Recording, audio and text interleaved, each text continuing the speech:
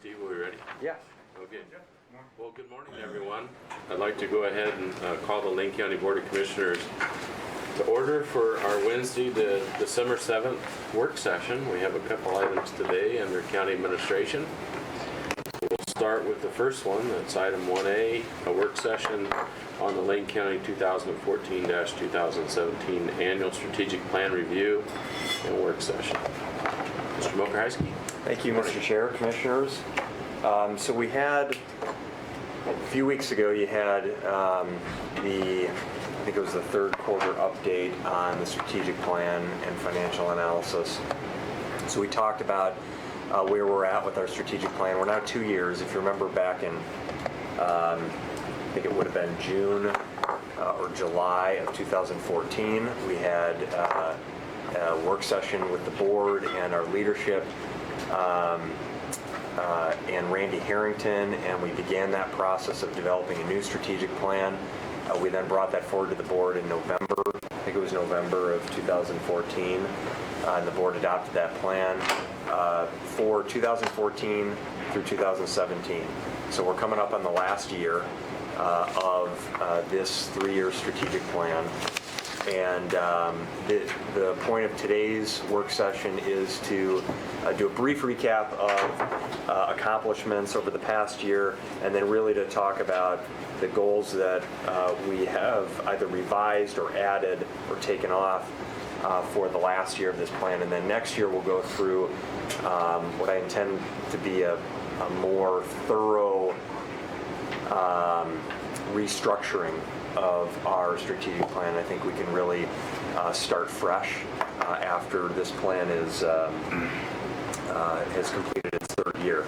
So So I'm just going to go through briefly the kind of where we're at and review of the last year, and then talk about the changes to the plan that we're suggesting. And then this is again really an opportunity for the board to offer your thoughts.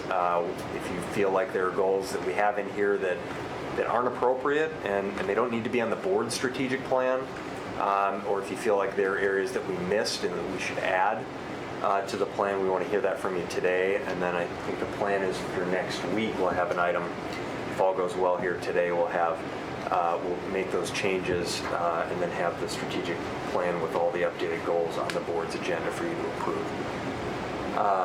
And of course, we'll touch on this, but we're including the discussion that we had last week on the Community Health Improvement Plan.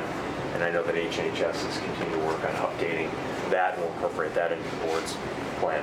And then the last thing I'll say before going into this is, of course, all of our departments have their own strategic plans that are more detailed and granular in focus and more specific around the particular areas that they're working on.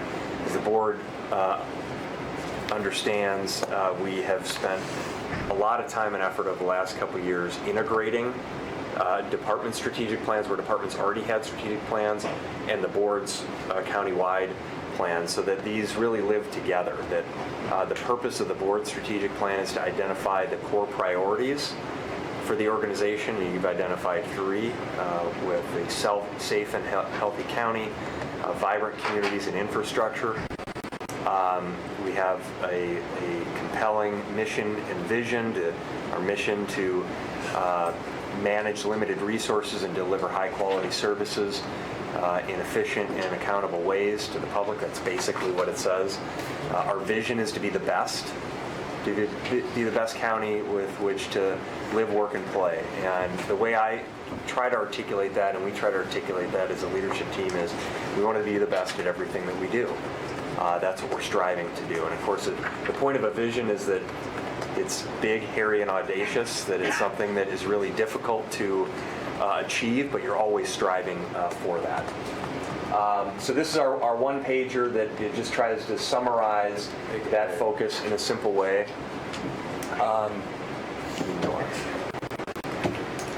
And this is just the overview again. 3 priorities, 7 objectives, 64 action items. It has grown over the last couple years. I think we started with something in the range of 20 to 30 goals, or 20 to 30 action items, and we're now at 64. And you see here some of the number of action items under each objective that just gives you an idea of the different areas that we're focused on. But again, they fall in the categories of focusing on a safe and healthy county, vibrant communities, and infrastructure. So, we've talked about this. The adoption of this plan was in November 2014. We're doing quarterly reports with the board. We accomplished 18 action items in the first year. And at the end of each calendar year, we're having a work session with the board to revise. And the point of this, we said from the beginning, a strategic plan is only as good as the extent to which you actually use it. And so we're doing quarterly updates and making sure this is a living and breathing document that gets changed regularly and reflects the work that we're focused on. So we accomplished and completed 13 action items this past year, and we're recommending adjustment of 12 action items and then the addition of 19 action items. So I think it seems like we're challenging ourselves here to continue to do more and more with fewer resources.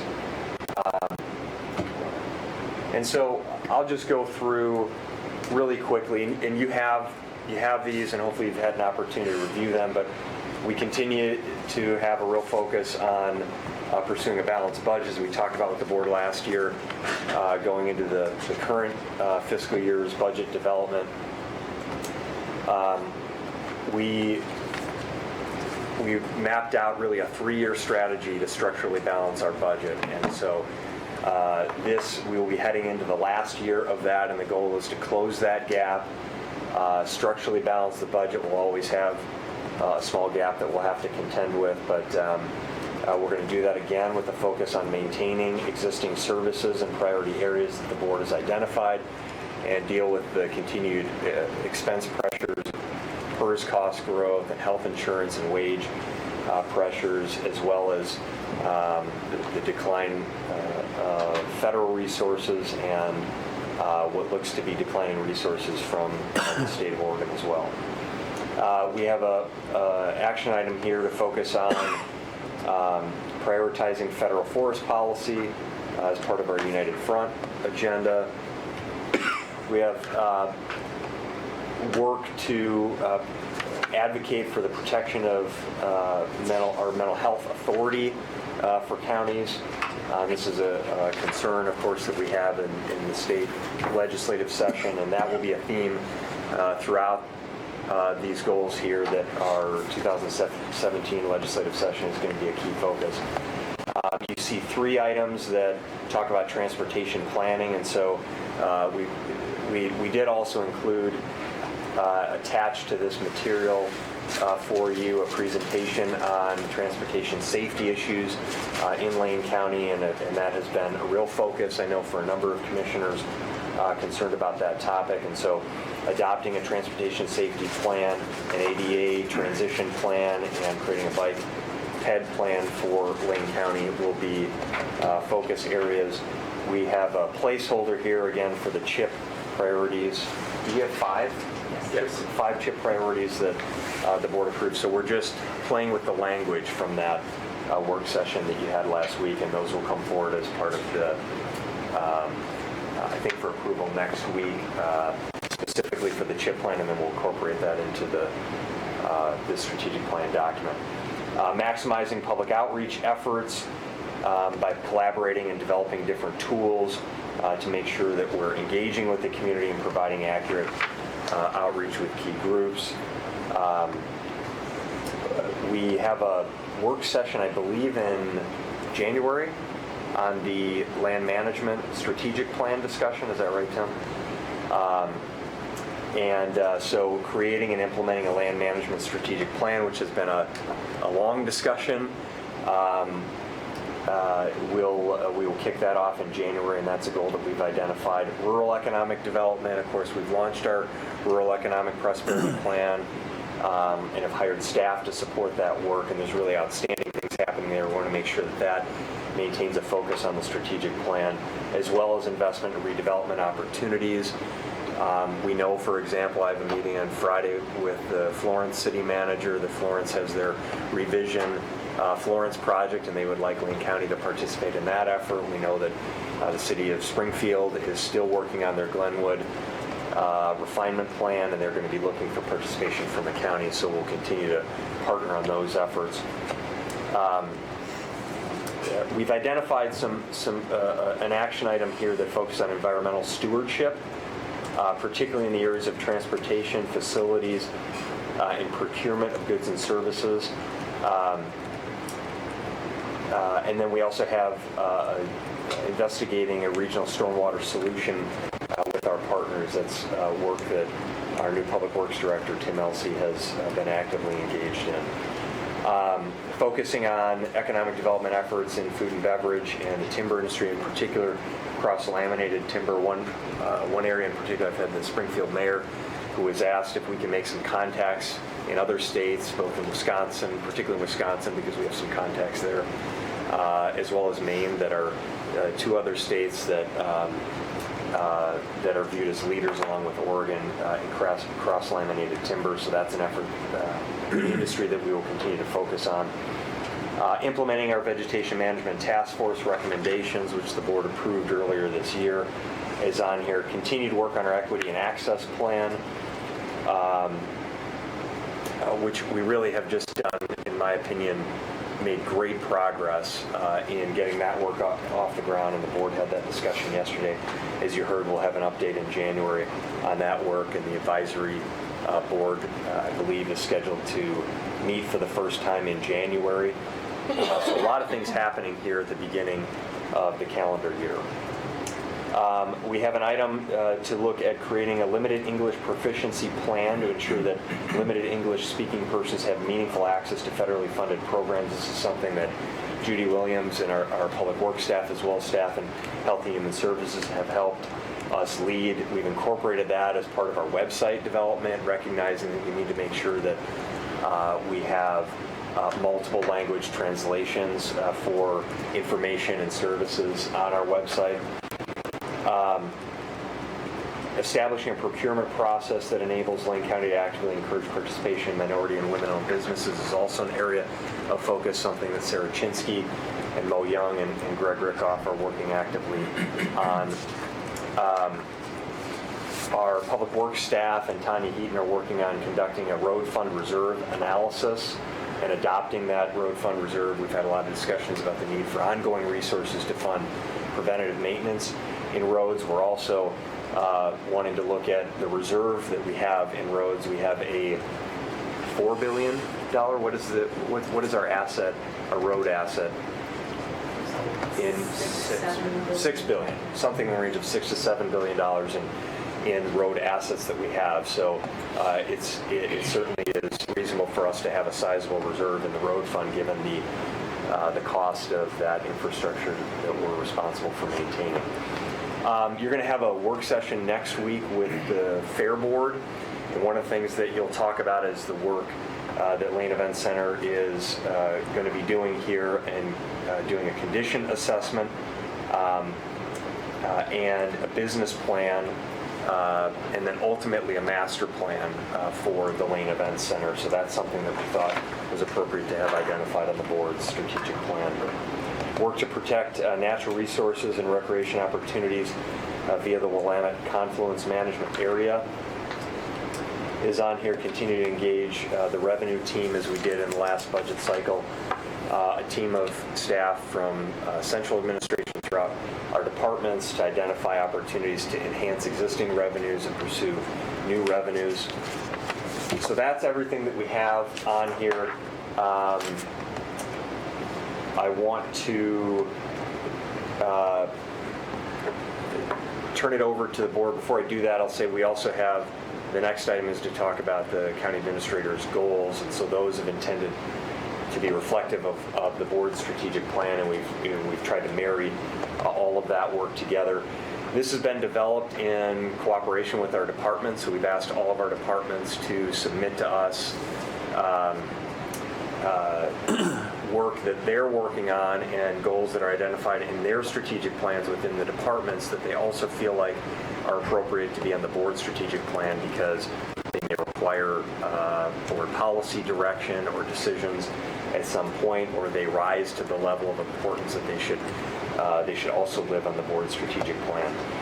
So this is what we've laid out. I want to ask, I'll turn it back, Mr. Chair, to you and ask that we get feedback from the board on your thoughts on this, and particularly if you can identify areas that you think are not covered, and we can have that conversation. And then I want to say that we will continue to do quarterly updates with the board on our strategic plan over the course of the next year. And I'll just close this portion by saying I think we, as an organization, I think that the board, the leadership of this organization, and our employees throughout the county should be really proud of the work that we've done over the last few years, the last year in particular. There has been a significant amount of progress made on a number of fronts, and we touched on that briefly. But I think it's important as we near the end of the calendar year and we look to a new year that we also reflect on the good work that is happening, the tough challenges that we're tackling, the collaboration and partnership within the organization and with our partners in the community that we're pursuing, the long-standing issues that have been unresolved for many, many years that are now being dealt with, and solutions that are being put on the table. I think it's really an exciting time for Lane County, and I'm looking forward to the next year. Mr. Bozovich? Thanks. So I've got kind of a list that I'm not sure whether they're covered in some of these items or not.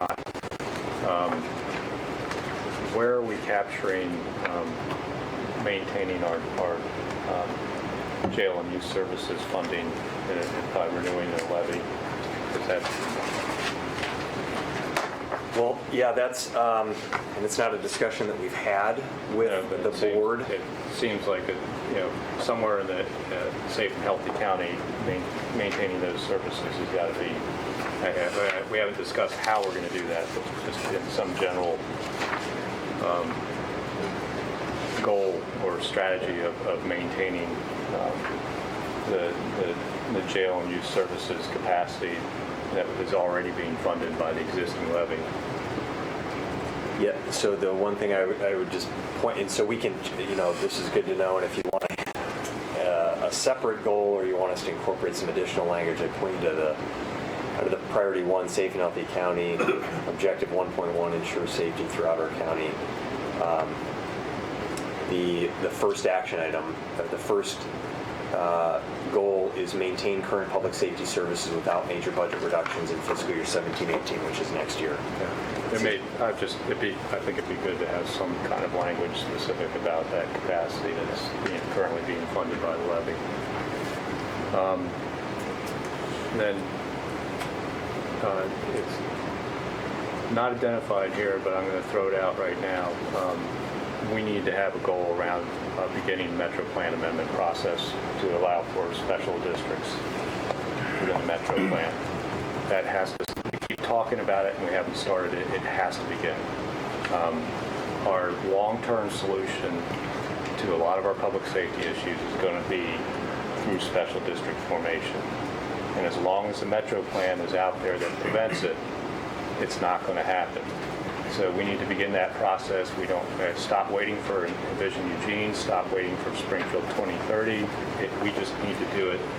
And particularly, I think, the transportation safety plan, the major reason we're having such big issues on our roads and the deaths is a lack of enforcement. And the only way we're going to get to rural patrol at a level that's actually going to have some enforcement, because they talk about the 4 E's in transportation safety enforcement, the first one, is with some kind of special district support rural patrol, which we can't do without the Metro Plan amendment. So it's like if you're concerned about transportation safety, we need to resolve our rural patrol issues. So we need to have a goal around dealing with the Metro Plan amendment and getting the allowance of law enforcement districts at a minimum. And there may be other districts we may think of, but special law enforcement district at least has to be listed as allowable in the Metro Plan. So, we can either put that under the transportation safety plan issues, or it can be under the long term, but we have to capture that. we talk about it, but we haven't moved forward with it. And we know it's a 2-year process, and we need to just start it and get it done. You did capture courthouse design, I saw, and we talked about budget issues and sustainability. Didn't see the Parks Master Plan captured in here. It's mentioned. Is it? Okay. Yeah. I just, it went in my Continue system. working with, it's item 52, continue working with the Parks Advisory stakeholder. Okay. Create a new Parks Master. Maybe I just skipped over that one. I'd like to have an item under infrastructure that deals with succession planning and our and employees that, in general, supervision training, leadership training, that you talked about, because part of our infrastructure is our employees, for the county. And I think there needs to be, we need to, as you mentioned yesterday, how many retirements are coming up in the next couple of years? That's a lot of experience that we leave in the county. So I think we need to have capture some kind of goal around our HR side. Because believe it or not, that's actually the biggest piece of infrastructure in Lane County government is our employees. So we need, I think, a goal around that would be good to capture. Can I respond to that? Sure. That one we have under, so what I presented to you were the changes, either new goals or changes to existing goals. If you look in the entire packet under priority 3 infrastructure, and we're under infrastructure, we're looking both at physical infrastructure and human infrastructure, and systems. So goal number 56, you see explore a countywide effort for succession planning, career development opportunities, and leadership programs. Priority 3, 56 there. So we have a number of these here, exactly to that point, Commissioner, that Just want to make sure it gets captured. I wondered if item 43 and up in the equity and access might also apply, because it talks about training and development of employees, and too, could be kind of cross-referenced or. And I was going to note something about Housing First pilot, but that's kind of captured in the CHIP goals that will be reflect the 5 CHIP goals. But one thing I do want to mention that is part of the CHIP, but I think we may need to spell it out under Safe and Healthy County, because the CHIP focuses, one of the goals is around economic development and general how that impacts the health of our citizens. If we have a healthy economy. So it's kind of, one of the things I'd like to see, and I don't know how it plays out, is that just as we have this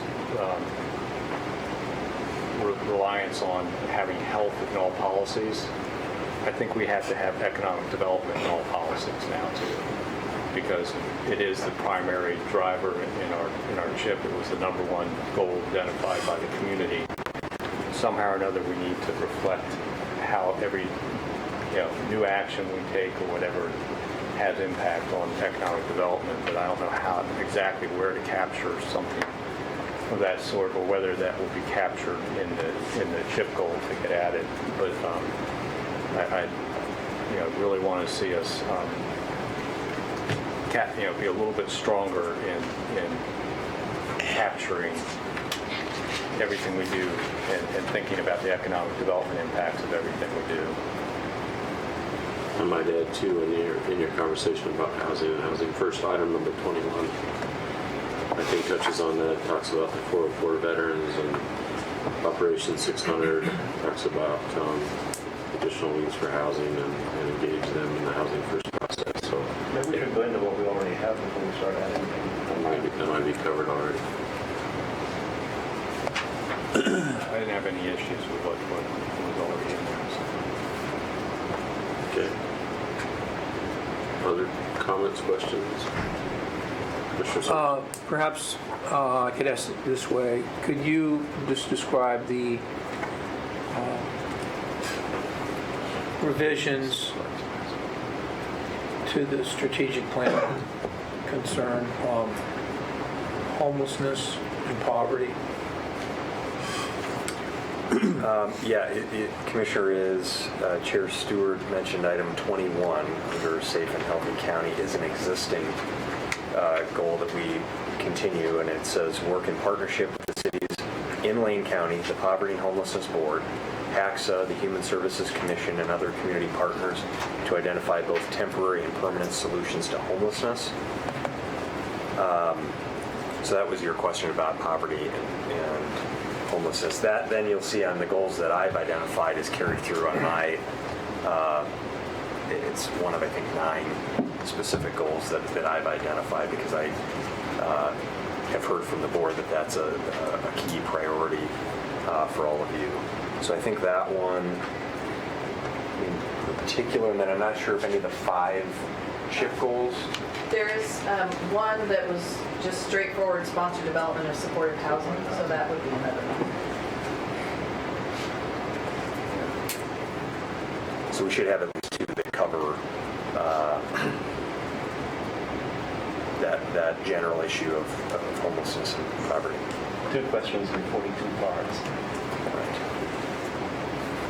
Did Commissioner Sorensen Yeah, give that's the fine. response of Thank you. Commissioner Farr? Just very briefly, Ms. Mokrasi, this is a great work in process. When you engage upon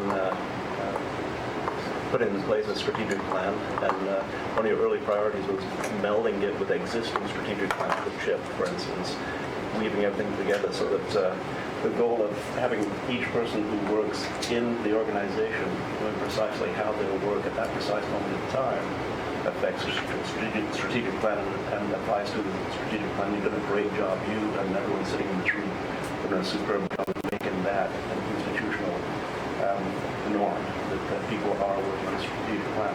I'm very satisfied with the direction that you're taking us. And when I say you, Steve, you know that I don't mean just you. I mean everyone sitting in this room and everyone who reports to everyone sitting in this room.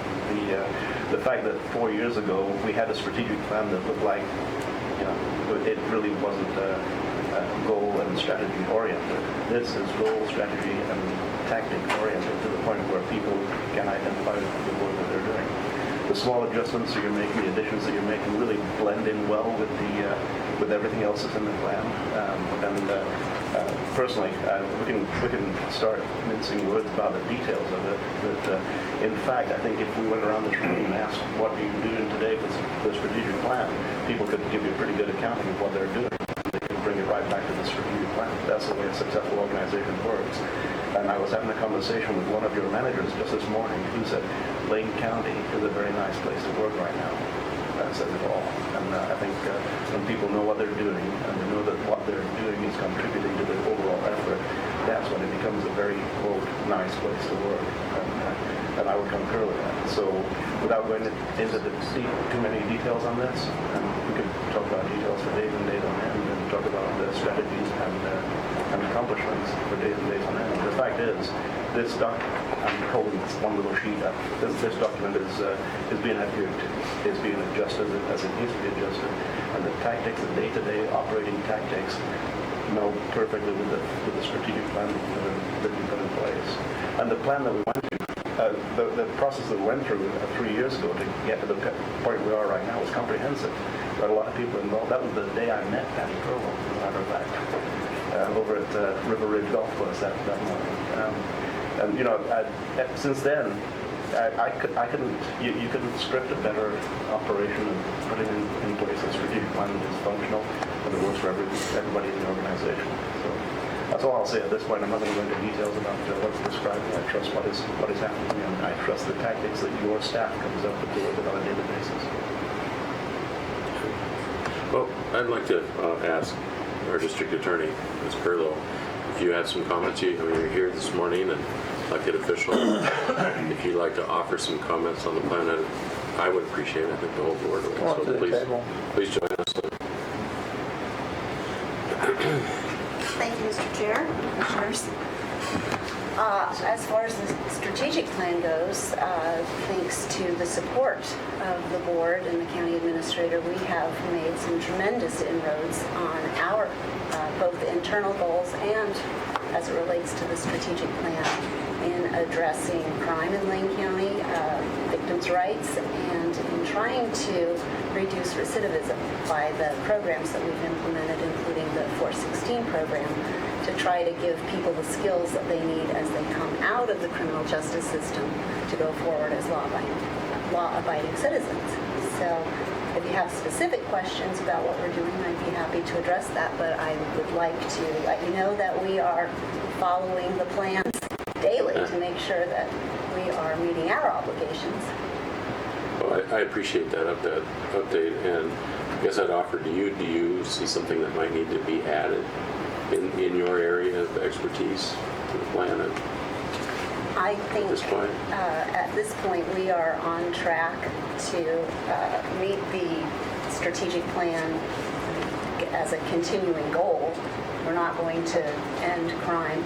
I did appreciate the comments with regard to improving traffic enforcement, because that is a major problem. We are a leader in traffic deaths, not just in the state, but in the nation, because we don't have any traffic enforcement in Lane County. We have some dangerous roads.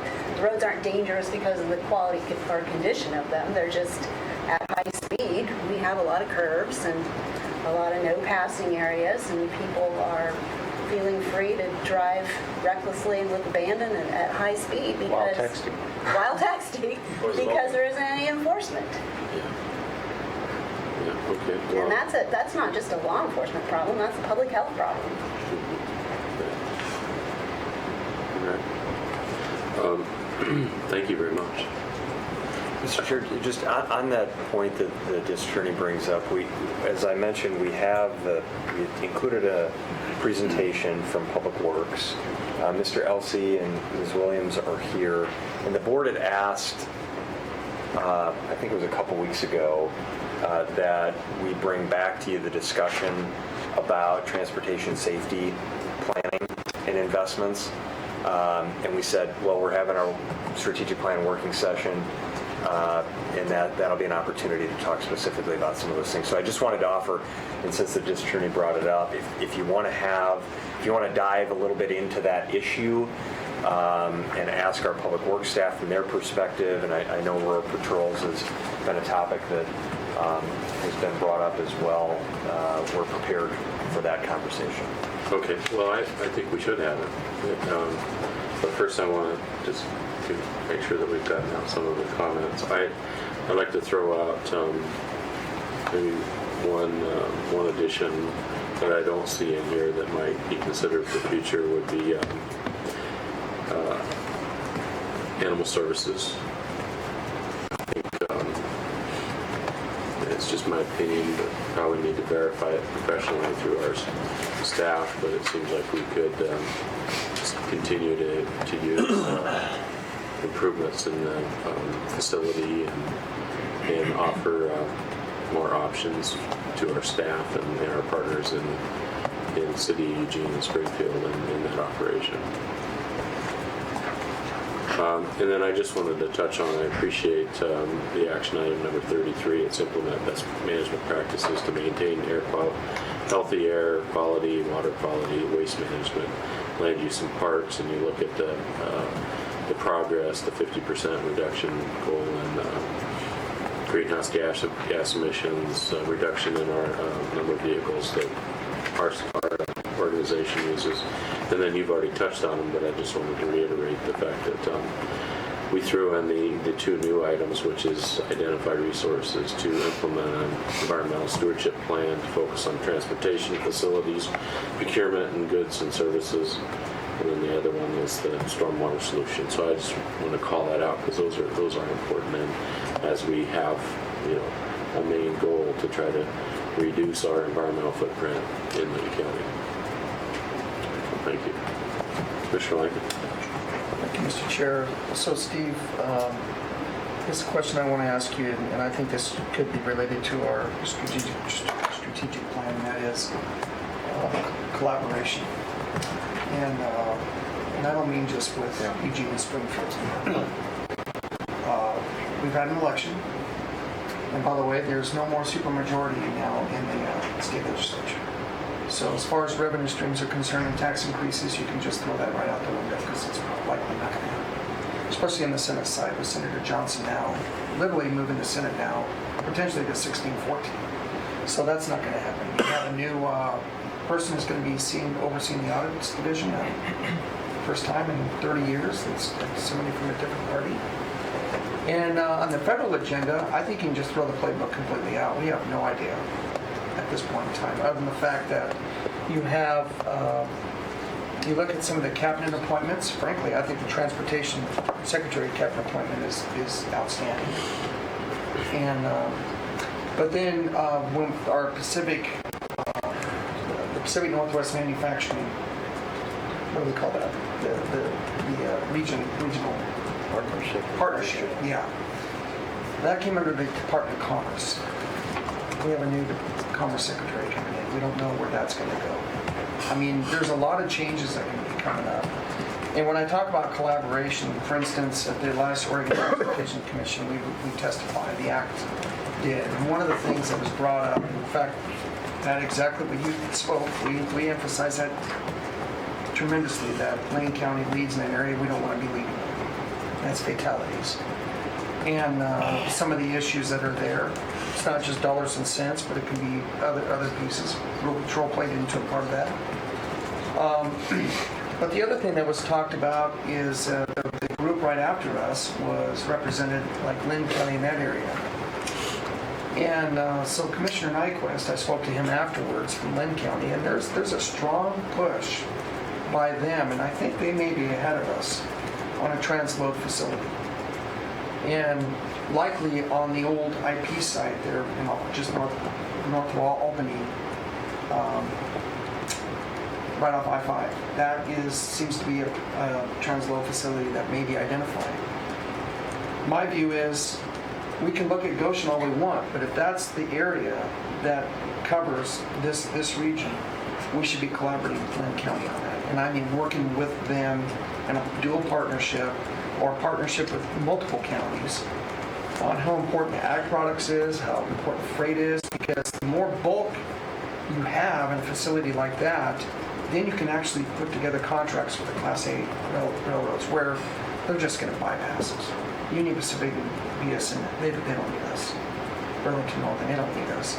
But if you have a large bulk with multiple counties in a partnership, you can then make something like that work. So the collaboration has to be more than just our communities here in Lane County. The collaboration needs to be with, similar to what the ONC counties does. It needs to be with our, especially our like-minded counties, say Lynn, Coos, Curry, Jackson, Douglas, Lane. I mean, they do a really good job over in Central Oregon. Those Central Oregon counties work very, very well together.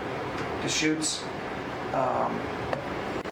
Jefferson, Crook, they all do a nice job working together on making sure their voices are heard.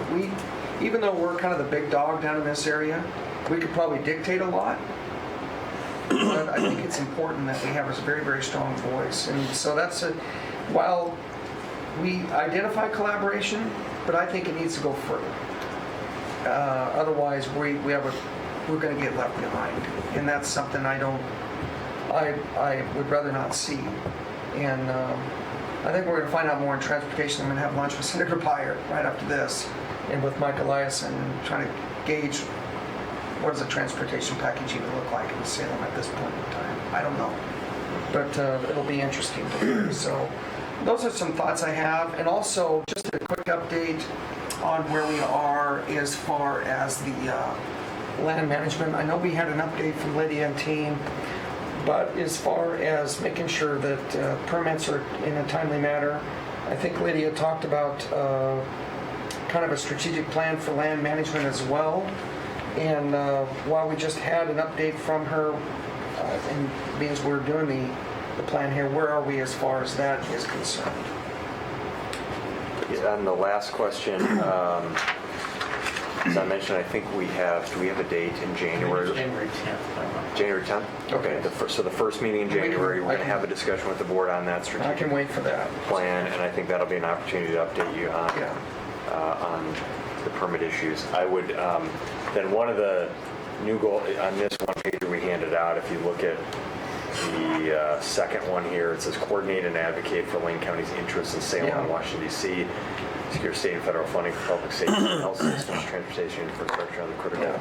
So that covers, I think, part of your point about collaboration, but I'm also just wondering if you envision some other formal structure. You mentioned the other counties where we have likeness. I don't think it has to be a structure, but I do believe that the communication, especially now Douglas County does not have an administrator. The 3 commissioners are the administrators.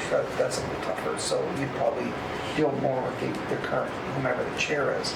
And I'm not asking for a structure. It's very similar to when the mayors of Lane County meet. There isn't necessarily a structure. They find a date when to meet. And anything's on the agenda. I mean, they can pretty much communicate or talk about anything, and I know the board chair attends those as well. But I think it's important to make sure that I believe that our counties here in the Southwest, it's key that we have a dialogue. And I think the person who can really instigate that are the administrators. And to really have a dialogue about what are the things that are there some like-minded areas, which I would assume there would be with these particular counties, that we can work on, but not have necessarily a structure, but just have dialogue and communication. And frankly, I think that as Lane County being the largest county, I actually think the initiation needs to come from yourself, and just talk about, is there a time that, whether it's by phone, whether you just pick a place, or phone's probably the easiest, conference call, but just talk about what are some things we can be working on together to really give us strength in our area. Mr. Sorensen, but just before I do, I just throw out there that we do have our AOC district meetings, and sometimes in the past that's been a vehicle for us to find out what's going on in the county's partnerships. I think you're wanting something that's a little bit more enhanced. Yeah. More than once a year and a more partnership. And I think it's more important for the administrators to have some of those conversations. We can pick up the phone and call any of our colleagues. I mean, we have access to our commission colleagues, but I think it's key that the administrators themselves have some sort of dialogue on what's happening. I mean, Ralph and Lane County is a whole hat. And it's just, I think it's always good to have just that communication dialogue with the different counties, and especially in our region. The one thing if I can respond quickly to that, we meet the county administrators throughout the county, or throughout the state. I'm on the holiday right now. Sorry, I have a new phone. The county administrators throughout the state meet regularly, usually 2 to 3 times a year, and both in person and via conference call. Oftentimes, it's driven by, as you mentioned, the Lane County administrator is one of the senior statesmen in the state in that position. Marion County, Clackamas, Washington, Jackson is fairly involved, and then a number of others. So you tend to get more of a diversity of needs. And so I appreciate your point about trying to identify the counties in our area that have common interest and sort of focus the discussion around where we can work together on areas where we have common interest. Just a thought. Yeah. Mr. Sorensen. Thank you. I just wanted to make a few comments about Sid's observations here. There's going to be, and there's already a big transfer of wealth between people who have achieved a lot in financial success and major universities. And the obvious thing that we could point to over the last year is the tremendous amount of money that Phil and Penny Knight have committed to giving the University of Oregon something like $50 million a year, which is more than $2 million a month over the next 10 years. And I believe that their gift, while dwarfing much of the other money I've heard about, is just an example of what is going to go on not only at the University of Oregon, but at Oregon State University. And this is the tie-in to Sid's comments, that that, obviously in any kind of legislative body or political body, there's going to be regional struggles. East, west, north, south, big city, rural areas. And we see that all the time in the national context. But in the Oregon context, we also have this sort of Portland versus everybody else problem.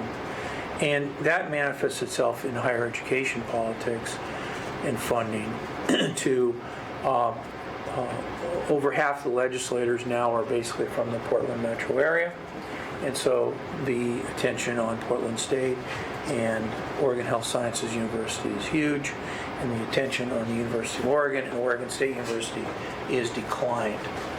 And I think that part of this, phrase like a regional collaboration or better collaboration or intergovernmental collaboration, it kind of glosses over what we're really, at least what I'm really concerned about, and that is I think that the counties adjacent to and certainly the ones directly affected, like Benton County, Lynn County, and Lane County, that are affected by this tremendous amount of money, private sector money, personal money that's going into these universities. And not just this Phil Knight gift, but there's been a huge emphasis at both universities on building up their endowments, building up the amount of money that goes in. And that has a direct effect on our economic activity. And we see, Senator Edwards moving from the Senate to work at the university, specifically on the implementation of the economic development component of the Knight contribution. So, it's not just that we have, membership in NACO or membership in AOC or membership in LCOG or even AOC's District 5, which actually kind of corresponds with what I'm talking about here, because I'm really talking about whether we can get more energy around the transfer of knowledge at major universities to economic development activities. And this goes into what Jay was saying, that we know that counties, Lane County in particular, has to be really attuned to how we're going to get more jobs for people, family wage jobs, better jobs, and jobs that are tied to our communities that can't be exported elsewhere, or at least can't be exported as easily. And to me, this whole tie-in between cooperation and advocacy for these universities and the economic engines that they could provide, that would be a big thing to put into our strategic plan, the idea that we're aware of this transition, this private sector infusion of money. Now, the legislature has actually reduced funding to these universities during all of these bad budget cycles. But what's happening is more money is coming in. That's why they're building more buildings. That's why they're doing more things. And it's not just at the University of Oregon. We see that here because it's in our community, but it's going on at Oregon State as well. And I just think that's a way for us to get our federal legislators and our state legislators kind of engaged in whatever local energy, the 3 counties, 4 counties. And by the way, our new AOC president, what's his name? Bill Hall. From Tillamook County. Bill Hall and I have talked about this because Newport and Lincoln County are also very tied to Oregon State and their marine programs. So it's not just 3 counties or 4 counties. It's with OSU's reach statewide, because of the extension program and the research program that they operate that's throughout the state. I think that's another thing going on.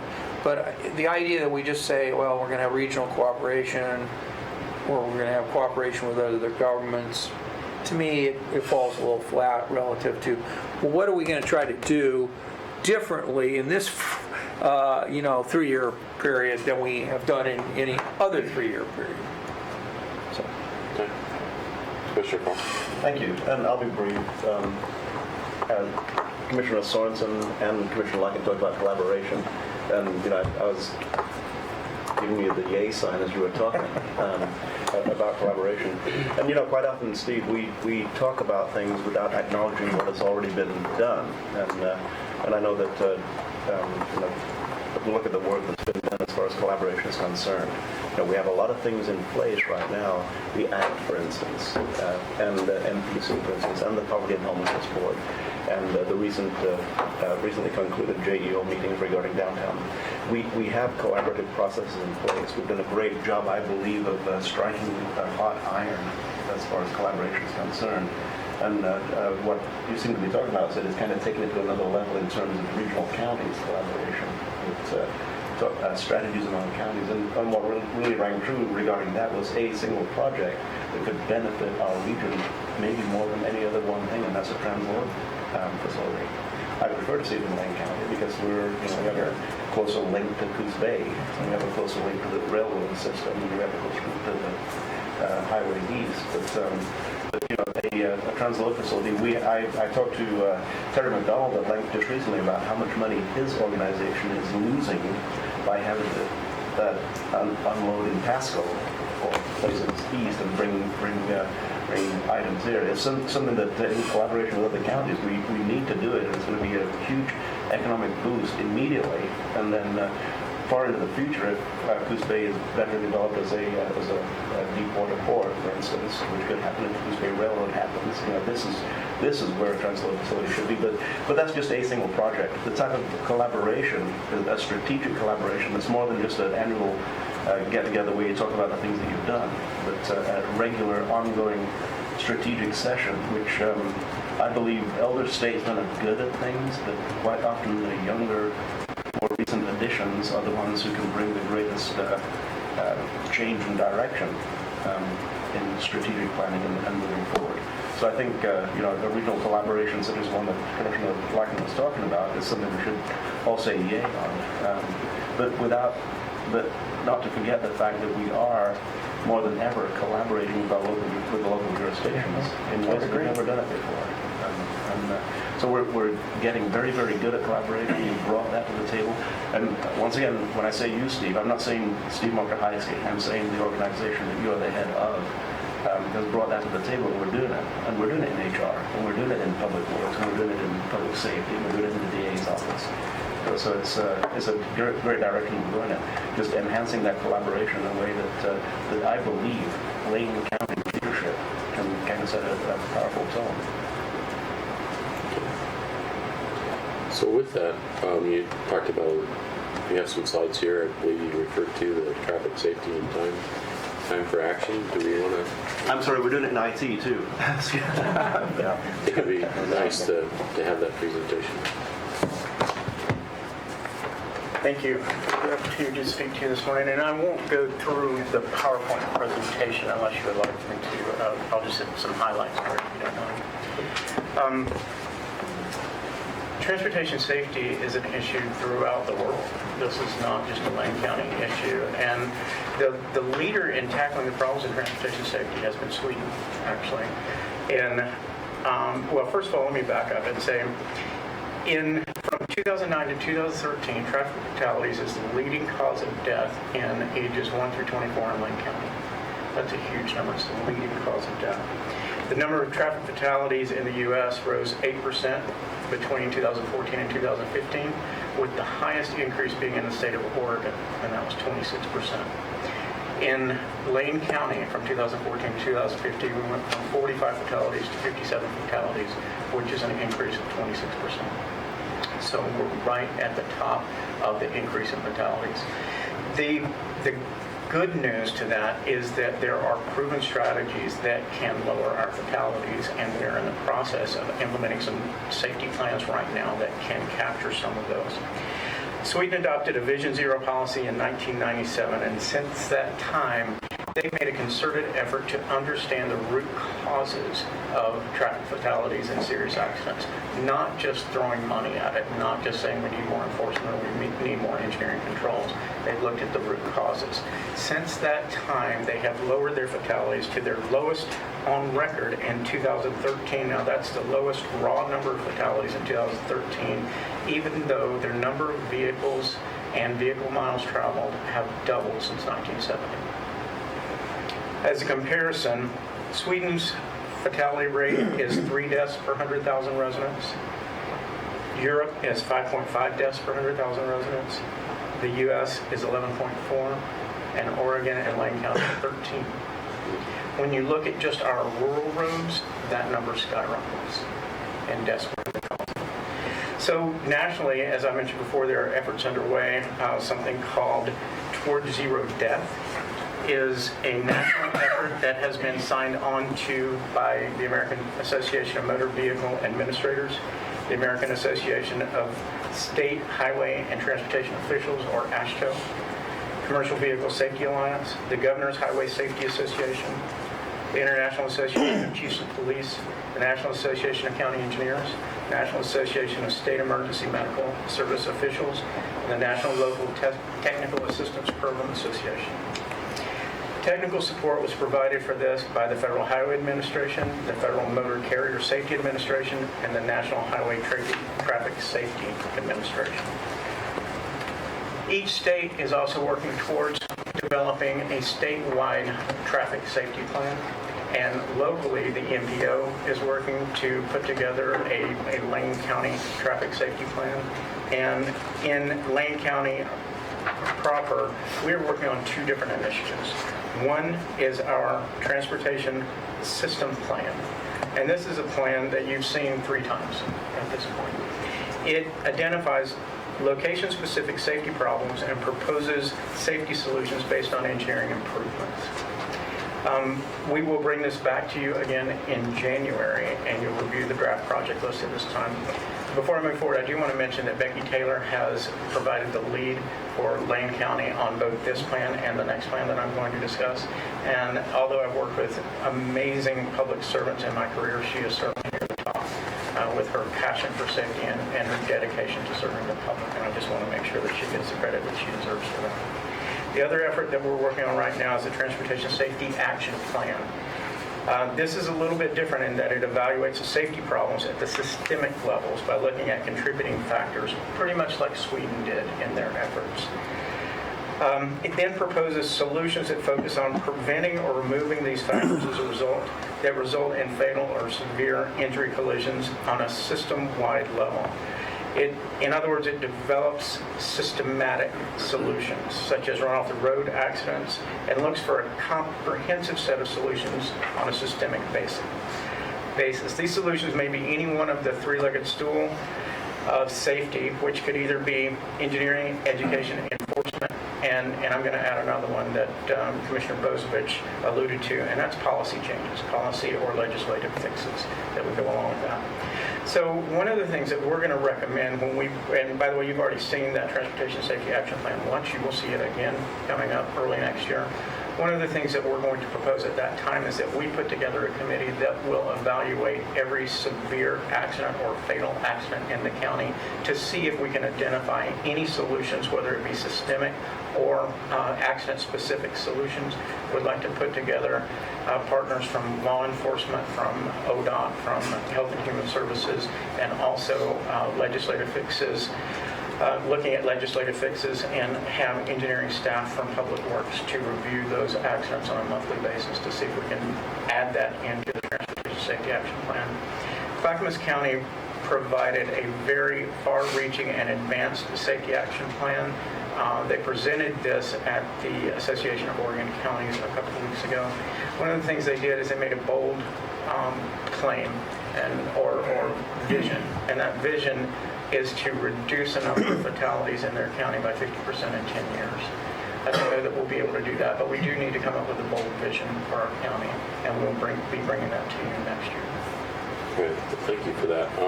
Before I turn it over to my commissioners for their questions, I want to thank you personally and your staff, Mr. Chastain and others, There's been several deaths this past year in my district alone on rural roads.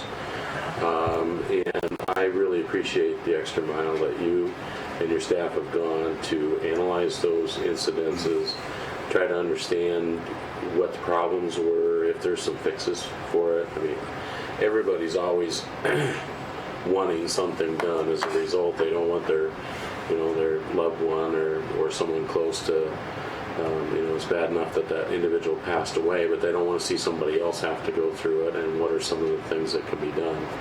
And I know that, folks immediately go to guardrails and all different kinds of things, but what I really appreciated about you is that you not only used our county codes and our county standards to review the incidences, but then you said, okay, well, what if we go to national best practices or global best practices, and really tried to analyze it in a higher level, trying to find what we could do. So I appreciate that immensely.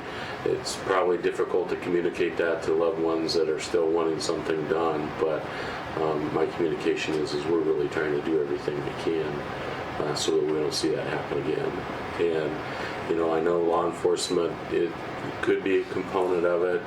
As I analyze, there's probably hardly a time in my commute from Cottage Grove to Eugene that I don't see a state police officer or up Highway 58. So I know that there's presence in places. So I'm not 100% sure that that's the only component. I really almost believe that a real out front public campaign, kind of like we've done in the past we've seen with NAD and some of these others, that people, you need to start thinking about your actions, because you can't reverse them. I mean, why are you passing in a double yellow line? Why are you doing some of the things that you're doing? Some of those, that could just be a communication piece that when people die, and we can't turn back the clock. And so I appreciate your effort in noticing this and looking at why other places are succeeding and how we can do better. So thank you for that. Okay, Commissioner Farley, Commissioner Swanson. And I'm going to be very, very brief. Great discussion, and and I'll go back to Commissioner Lyken's talk earlier. Collaboration with adjacent jurisdictions. The Vision Zero has been. We're lucky to have in the audience today Dr. Rob Zako, who is our Vision Zero guy.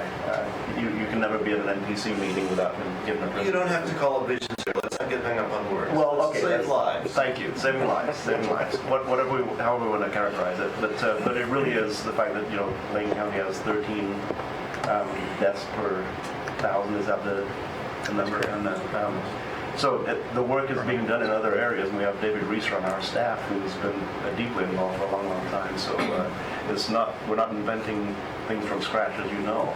We're coordinating with other efforts that are already happening and tagging along and doing what we can do. Even though the miles are, how many miles do we have in the county? How many miles of roads? 1,400. So it's anyway. That's all I wanted to say is that once again it's collaboration. We can do it in conjunction. We don't have to invent it from zero. Commissioner Swanson. Thank you very much. I saw Rob sneak in behind me here, and I occasionally watched my back. But oh, sorry, Dr. Zako. I totally agree that that this statistic, this horrible number, which we could talk about the number as 13 but it's like 1,000 tears every time this happens. It's really horrible.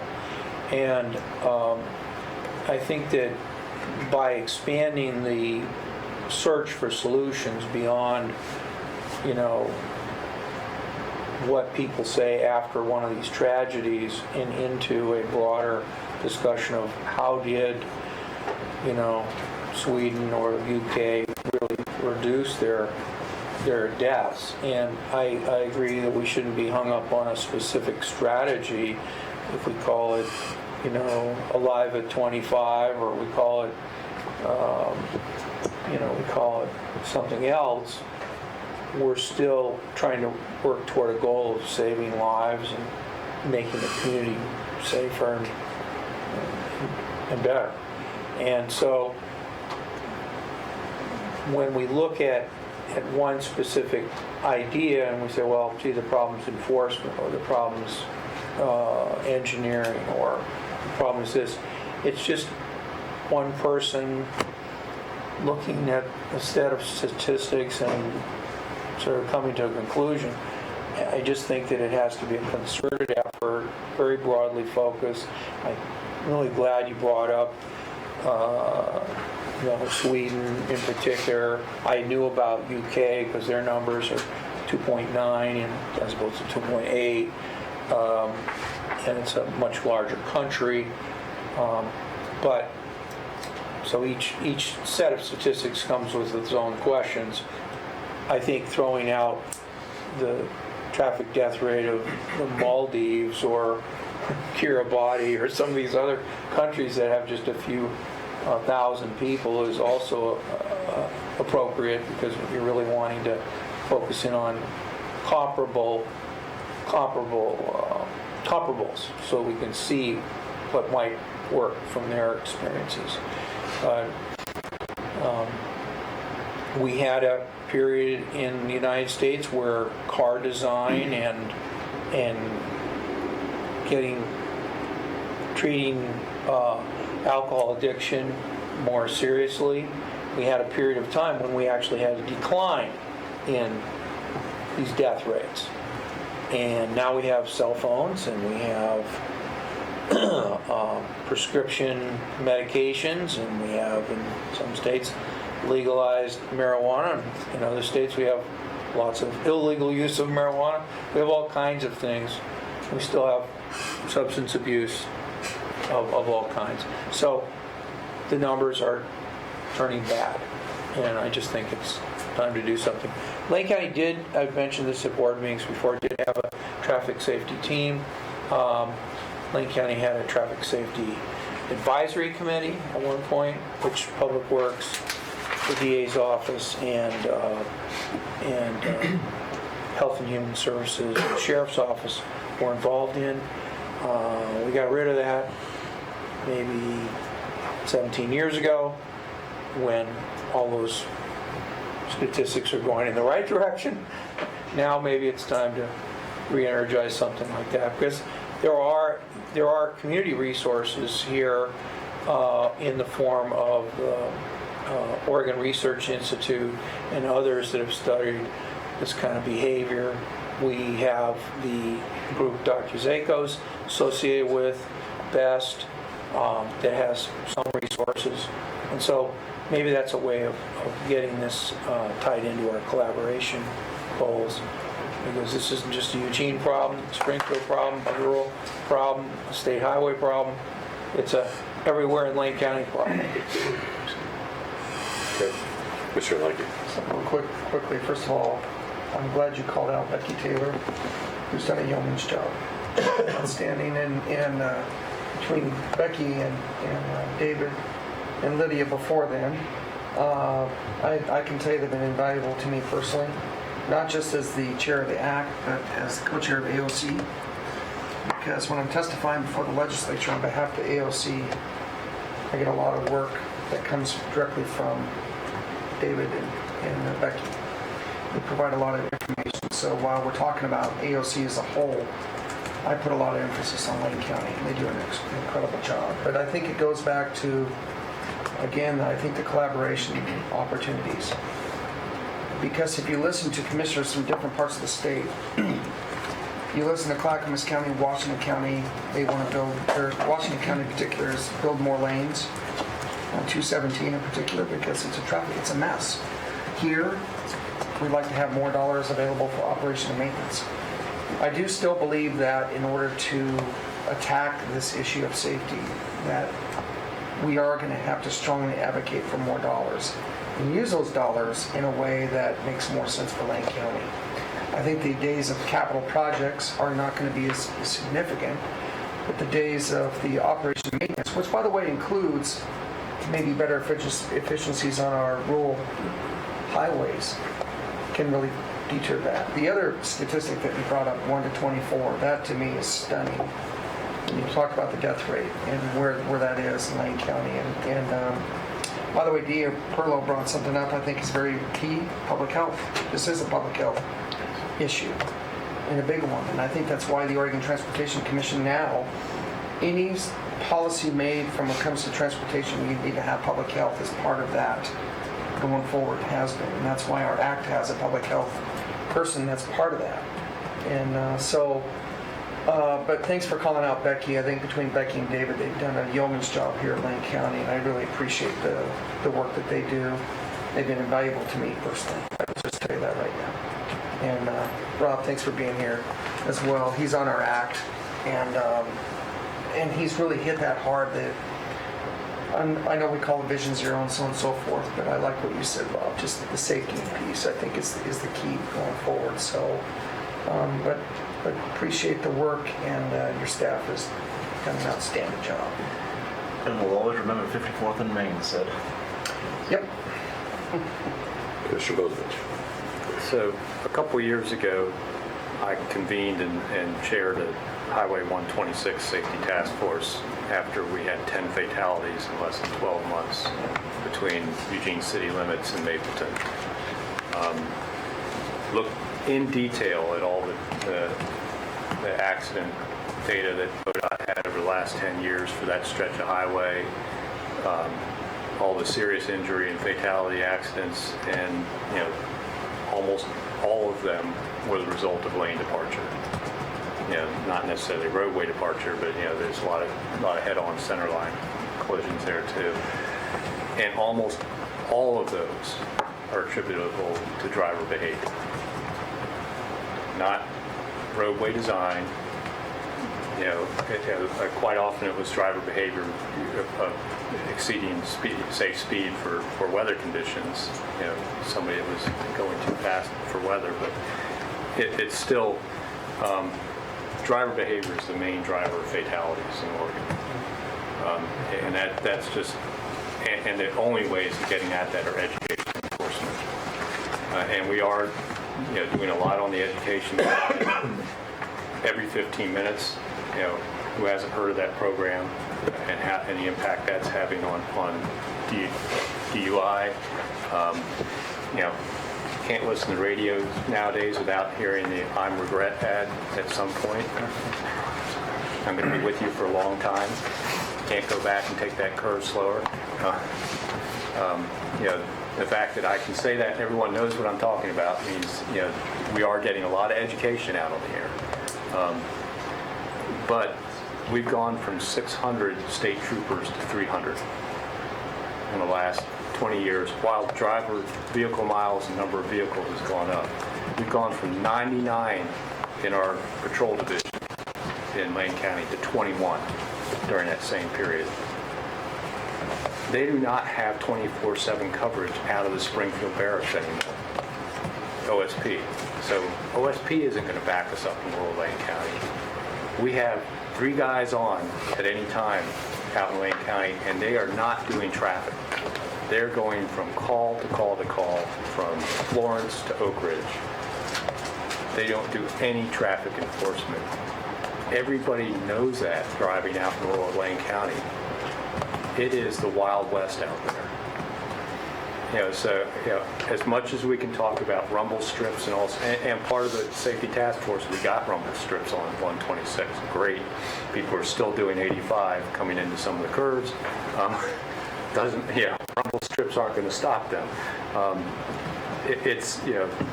So we really have to concentrate on, education. We can keep improving that. I think is a good thing. But there is a pretty robust education effort out there. The thing we just don't have at all in rural Lane County is enforcement. That's really where I think we need to concentrate on changing driver behavior. And there's been studies done that show, there was a very large study done about does reward or punishment motivate people to change behavior, and actually the punishment worked better than rewards. They did a huge study of folks in the workspace. So it's kind of an interesting aspect that having that, people being afraid of punishment will actually change behavior. So For me, we need to concentrate on that issue of enforcement, which gets back to my desire to get through that Metro Plan amendment process and look at a way of dealing with that enforcement aspect in Rural Lane County.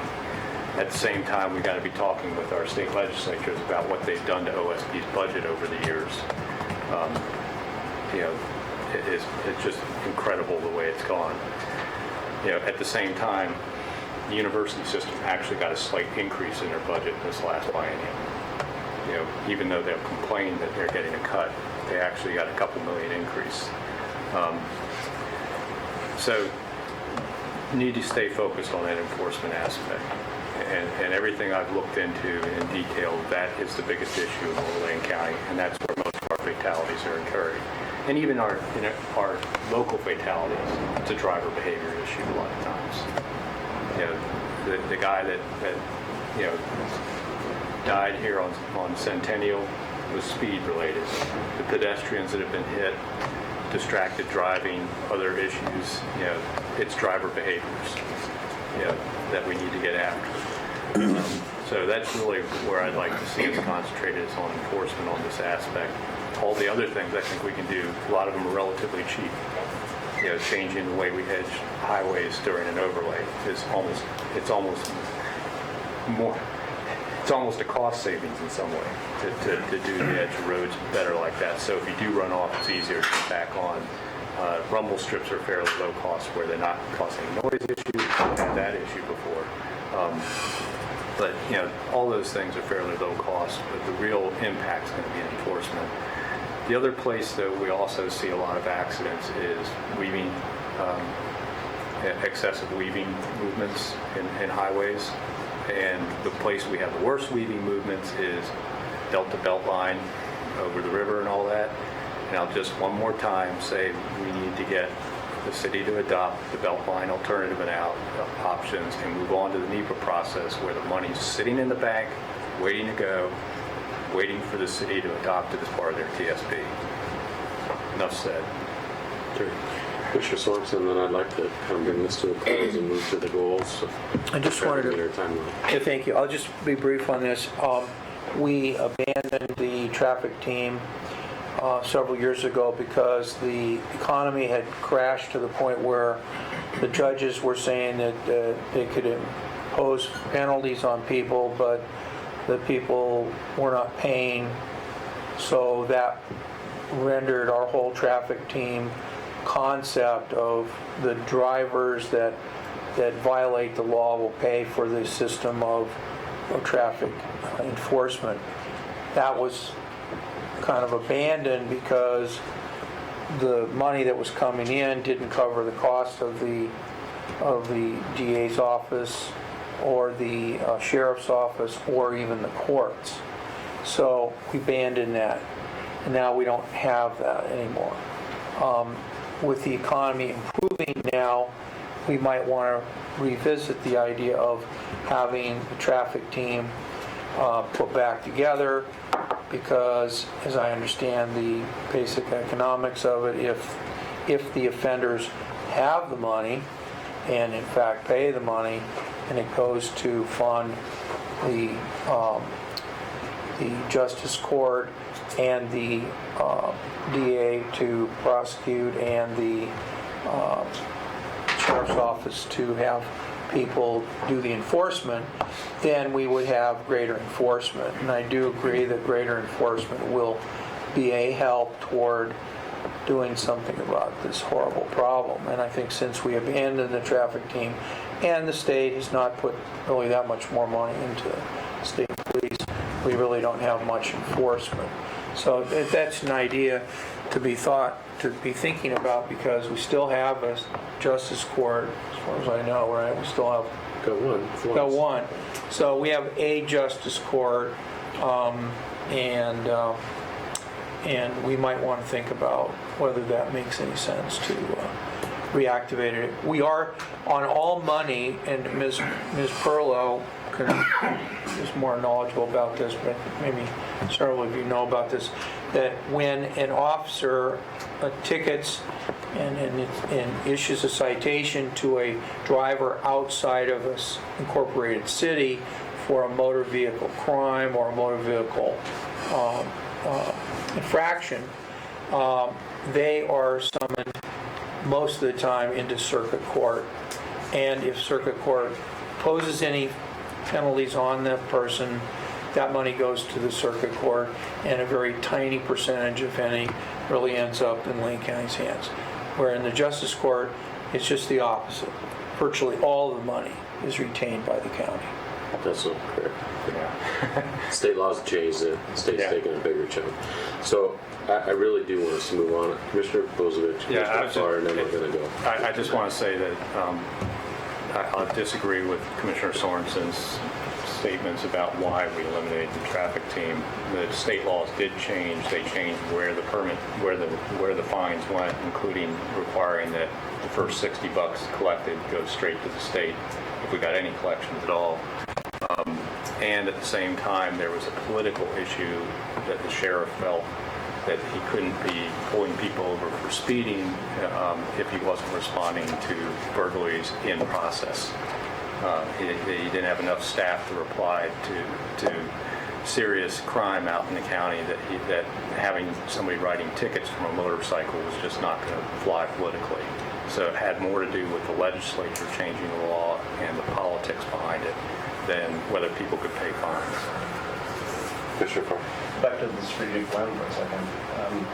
One thing, enforcement is great and punishment is great, but deterrence is also great. And I believe that most people don't want to break the law.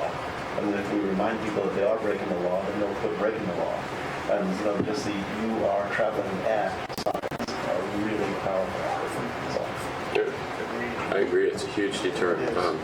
When I get constituent calls of people traveling too fast, if we can get that speed card out there, it actually does not. It changes people's behavior. Okay? For a couple days. Until it's gone. All right. So if we can, I'd like to move us to the second item. Because we're going to be over on our time, and I know people have commitments. So item B is the 2016-17 goals for the county administrator. Mr. Mocher-Heisman. Thank you, Mr. Chair, and you have a memo here. This is a discussion item. I'll correct my earlier statement. What is going to be on the board's agenda for next week's meeting for action will be my goals. I think we're going to bring back the strategic plan and the CHIP. Sometime after. Is the CHIP next week? No, the CHIP is in January. That's right. Okay, so just so you know, so don't look for the strategic plan or the CHIP next week. You look for my goals next week, and the larger plans will come back in January. So this is not an action item, just for discussion.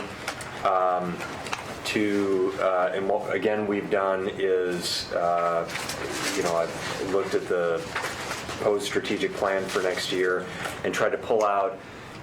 And what I did was pull out 3 goals under each of the 3 board established priorities. So I'll just go through them quickly. And as I'm going through these, if you can just think about how you want me to spend my time in the next year.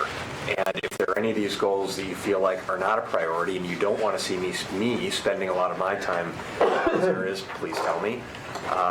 And know that whatever you approve, that's where I'm going to be spending the majority of the time in the course of the next year, at least related to issues. So under Safe and Healthy County, 3 goals. First, developing a balanced budget with the same approach that we've had the last 2 years, maintaining critical services, including investments in the public safety system and addressing long-term expenses.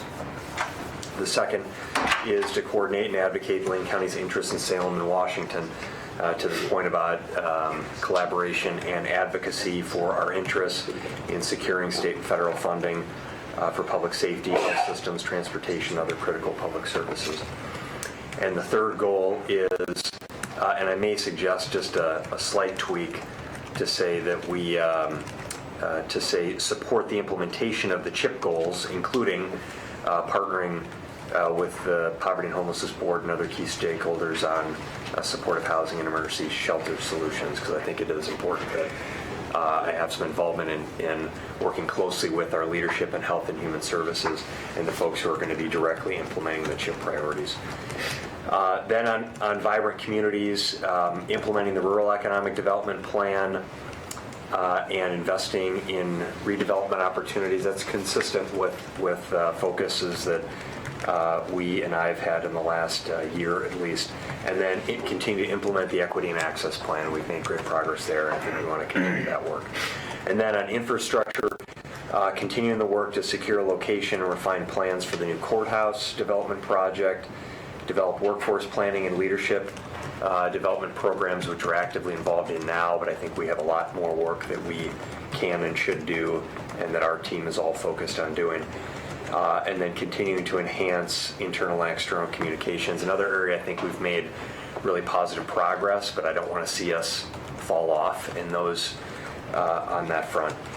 So that's what I've identified. I welcome your comments. If you want to add some items here, feel free if there's anything you think we should take away from this. And then I'll just reiterate what I heard some commissioners, in particular Commissioner Farr, mention, that this is a team approach. And one of the things that we'll talk about at our leadership summit tomorrow with, I think we have around 170 of our supervisors and managers who have signed up for that leadership summit, is really continuing to build a team environment. We have great teams that exist within our different departments and operational units.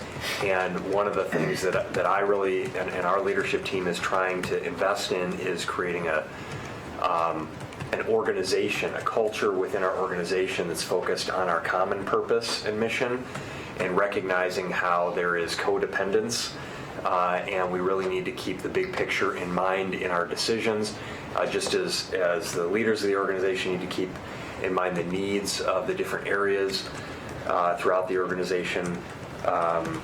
Those particular areas also need to keep in mind the broad perspective and vision of the organization. So it will be a team approach, and I'll close this again just by saying, I'm really excited about the next year. We have a wonderful team of staff, some of whom are here, and many of whom weren't able to be here today and are out in various corners of the organization. And I think with each year, we seem to move the needle a little bit further and a little bit further. And we're doing really great things in this organization, and it's a credit to the quality of the people that we have throughout the different corners of the county.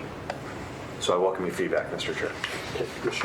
Thank you. And I'm going to withstand the temptation to raise my hand again after this. I just got to say, 4 years ago, we were interviewing for this position, for your position. And there was a guy who sat in the room and looked us all in the eye and said, Blaine County is here bobbing along the bottom. Does anybody remember that guy who said that? We didn't offer him the job. And I didn't believe we were at the time. And clearly, we are, you say you're moving the needle incrementally. Well, increments can be pretty big at sometimes, and we move the needle in a significant direction in a lot of different areas. Acquiescing that there's a long way to go in a lot of different areas. But the only thing that I want to say is, see, this is a great list. I'm looking at the recommendations and the three areas, the three goal areas, strategic goal areas: Safe and Healthy County, vibrant communities, and infrastructure. Couldn't agree with them more. There's one that's not written on there, but it's implied in the whole thing, and that's the collaboration that Commissioner Sorensen, Commissioner Lyken, all five of us have spoken about, and but it's inherent in the things that you're doing. Cooperation in all of these recommendations that you're putting forward. That I agree with every one of them, by the way, and I couldn't add or delete from the list that you provided. The collaboration the direction we're going with collaboration is just the right direction, and I assume and presume and expect and hope that we're going to continue in that direction. Commissioner Lyman? Thank you, Mr. Chair. So, Steve, what I wanted on the Safe and Healthy County, so number 3, partner with the Poverty Homelessness Board and key stakeholders to develop supporting housing emergency shelter locations. So, can you maybe define a little bit more what that means? And let's start there. So, define a little bit what that exactly means. We're going to have a discussion next week at the board on Tuesday, right? On December 13th, you're going to hear a presentation from our Health and Human Services staff, including Mr. Manella in Human Services, from HACSA and other community partners around our concepts for some supportive housing projects, particularly on county property. These are concepts at this point, but we're just talking about floating those. That is really coming from the Poverty and Homelessness Board, which has a facilities committee that is looking at the needs. So it's a collaborative effort between the City of Eugene, Springfield, rural communities, Lane County, nonprofit organizations that are trying to identify both the needs and the solutions to meet those needs. So it's permanent supportive housing, housing first initiatives, particularly on county-owned property, and other ways that we can support Operation 600, which is an effort to develop 600 housing first supportive housing units, as well as emergency shelter. We've participated in the Rest Stop program. I think the board has said from day one, Rest Stop program, and I think we've done a really effective job at that as being an accountable, structured, safe, temporary solution. But the board has always recognized this is temporary, and it's not the ultimate goal. The ultimate goal is really that permanent housing, the housing for supportive housing model. So we are participating in emergency shelter opportunities with the car camping program. I think we have 10. Is it 10? We had 5 last year, behavioral health. We've increased that to 10 this year. We're supporting the Egan Warming Centers financially and with county space. And we continue to look at where there are appropriate locations for rest stops there. So those are the types of solutions that we would look at. And the Lindholm Shelter. Yes, thank you. So I just wanted to read an article very quickly, and it says the city of Salem is buying the Quina Hall from the state for about $523,000. This is by the Statesman Journal. The Salem Housing Authority plans to apply for $750,000 in federal community development grant money. The goal is to create 50 affordable units for low and moderate income seniors, disabled people, and families. So is this along the same lines? Because are we going to be looking for, I'm not necessarily talking about physical structures, but are we looking for opportunity? Is this more along what's happening in the city of Eugene, or is this more along with looking to create affordable housing? And we heard yesterday from Jacob, the affordable housing issue is really, I would say, it's in crisis, not just here, but throughout the state of Oregon. And I think HACSA is really in an incredible position to be able to find those grant dollars, partnering with HUD. So is that the kind of housing, or are we really focusing more on what the city of Eugene's doing? Because I will tell you, I've talked to Mayor Lundberg, and there's not a strong appetite in Springfield for what is happening in the city of Eugene, and that's why I'm asking that question. Because I think with HACSA, we're in a very unique position, in a strong position, to really tackle that the affordable housing issue. With I think with not only with low and moderate, but I think with folks who are, whether it's Section 8, whether it's folks that are dealing with whether it's we'll just call it dealing with certain issues out there. So that's why I bring that up. And I just want to make sure that what we're doing is not just going to be centered about what's happening in the city of Eugene, but that we're looking at Lane County as a whole. Yeah. Okay. And I'll answer that in saying one of the reasons that I suggested we tweak this one to say support implementation of CHIP goals, because the board identified 5 CHIP goals, and one of which I believe addressed land use. Well, it both talked about supportive housing, and I think you also talked about land use and for housing affordability. So it's a little bit broader there. And the direct answer to your question is the Poverty and Homelessness Board is a county-wide collaboration. It does include participation from the city of Eugene. Right. It includes participation from the city of Springfield. It includes the Oak Ridge City. The mayor of the city of Oak Ridge is on there. So it really, and what I've heard the board consistently say is there's a recognition that there's a need for emergency shelter. There's, I think, a recognition that the Rest Stop program that the city of Eugene has implemented has been effective on a level, but it's not the ultimate solution. I think, and even the city of Eugene and others have adopted the housing first as a priority. What I've heard the board say is, if we're going to move the needle gets moved when we start identifying permanent housing solution. We're developing affordable housing. So that's where That's what I've heard the board say, that's what I'm hearing you say, and that's what I think our focus needs to be. I appreciate that. And one last thing I'll bring up, and Jay and I actually talked about this when we were on the coastal conference, and that is, you find employees, especially newer employees that are working at the Mill Casino, can't even afford a place to stay. In Coos Bay, Oregon, by the way, Coos Bay, North Bend, they are having a challenge. If you've been working there for a long time, you've been established, but if you're a new employee, you literally cannot find a place to live in Coos Bay, North Bend because it's not affordable. Coos Bay, North Bend. So that's what I mean, talking about a housing crisis. It's not just here, it is everywhere in this state. And I think that we have a really grand opportunity to really participate in this. So I think you've answered the question, I support it, and I appreciate that. Thank you. And just to say that I heard across the board the same sentiment from every county administrator that I met with at AOC that talked about it is one of, in the top 2 or 3 issues that the majority of counties, at least of the administrators that I spoke to, which was a dozen, are dealing with is the lack of affordable housing. Well, and Commissioner Farr's leadership on this poverty homelessness board has been invaluable. And I mean, he was showing off the things that are going on down here to commissioners from all over the state, which I think is fantastic. I think we've set an example. I mean, now it's time for us to really push the governor in the state and say, we've set the example here.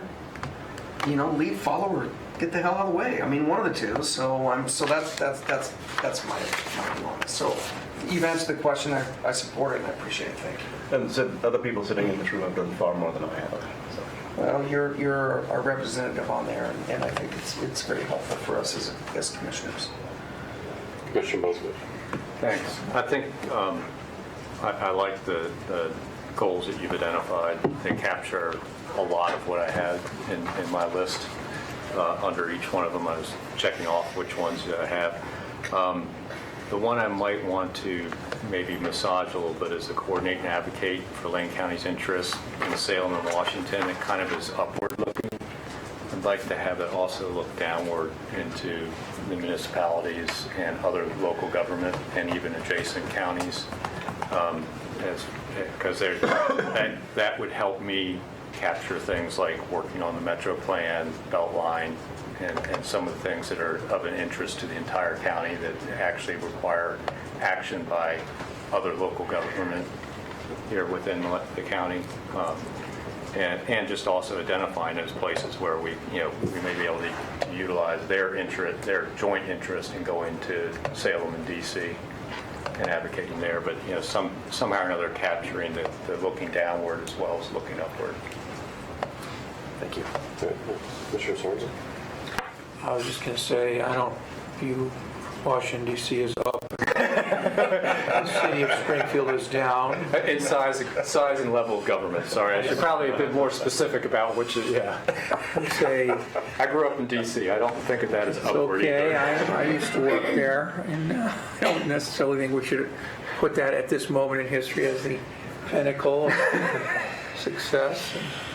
Anyway, no, I just think that we have to be careful about how we refer to all these other people. Thank you for making me clarify Yeah, that. it's okay. And I think over would be nice, over at Lane Community College, over at the University of Oregon, over at the City of Springfield, over at the U.S. Department of the Interior.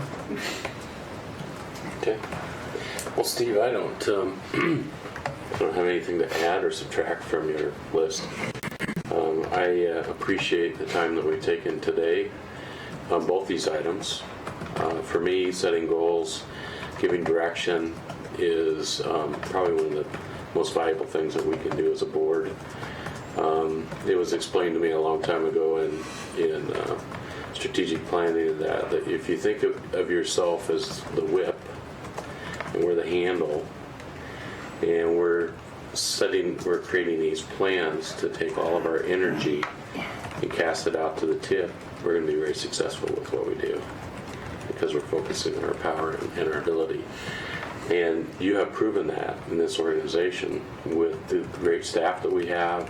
I think with the leadership of this board has really come together to really show the value and the power of that over the years, the last couple of years. And as I think about the state of the county and the different things that we're going to do, there are a lot of things that we've accomplished and we're working very well. I mean, you look at our health department and the accomplishments that they've made with their community health improvement plan, and excited about the next step in the new plan and the services that we're providing, and Ms. Perlow with her work in the district attorney's office and the great work that doing cases and management that far exceeded some of the past performances in that department is greatly appreciated. And that's everybody, whether it's the sheriff's department or land management, public works, it's all of us. And it's not easy when we're dealing with budget cuts and all these other things that